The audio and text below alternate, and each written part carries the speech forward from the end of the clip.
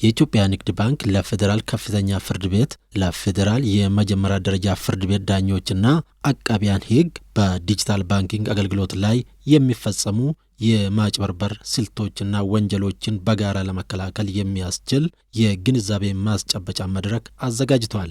በመድረኩ ላይ የኢትዮጵያ ንግድ ባንክ ፕሬዝዳንት አቶ አቤ ሳኖን በመወከል ንግግር ያደረጉት የባንካችን ኮርፖሬት አገልግሎቶች ኤክስኪዩቲቭ ምክትል ፕሬዝዳንት አቶ ኤፍሬም መኩሪያ በዓለም አቀፍ ደረጃ የባንክ ኢንዱስትሪው ተቀያያሪና ፈጣን ለውጥ በማስመዝገብ ቁጥር በዘርፉ ላይ የሚያጋጥሙ የማጭበርበር ተግባራትና ወንጀሎችም እያደጉ መምጣታቸውን አንስቷል።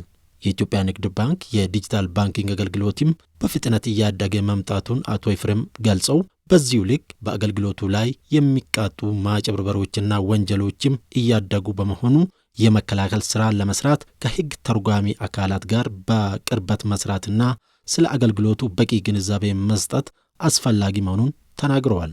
እኛ በቴክኖሎጂያችን ላይ የምናደርገው ጥብቅ እንዳለ ሆኖ ወይም ምን ሰራቸው በርካታ የቴክኖሎጂ የሳይበር ሴኩሪቲ እና ኢንፎርስመንት ስርዓቶቻችን እንደተጠበቁ ሆነው እነዚህ ላይ ብቻ ሳንወሰን ወንጀለኞችን ተጠያቂ በማድረግና የሕግ የበላይነት ለማረጋገጥ ደግሞ ትልቁ የናንተ ሚና እና የመጨረሻው ወሳኙ ምሰሶ እናንተ ናችሁ።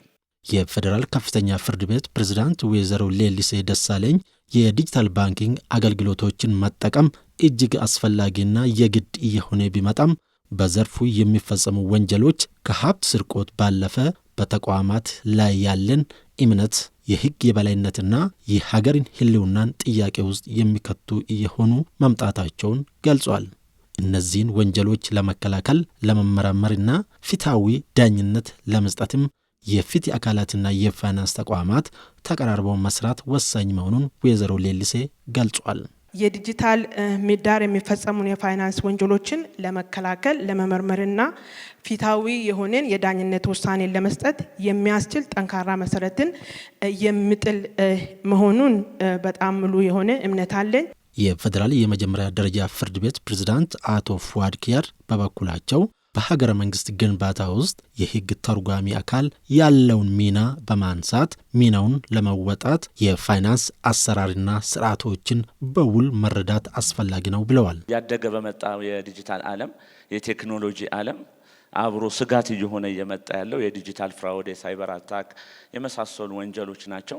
እነዚህን ወንጀሎች ደግሞ ፍርድ ቤቶች መተን ስንዳኝ አንቀጹንና ስንት ዓመት ያስቀጣል የሚለው ብቻ ሳይሆን ወንጀሎቹ እንዴት ነው የሚፈጸሙት፣ ትክክለኛው ስርዓት ምንድነው፣ በምንሰራው ውሳኔስ ወንጀሎቹን መቀነስ ማስቀረት ችለናል ወይ የሚለውን እንድናይ ያደርገናል።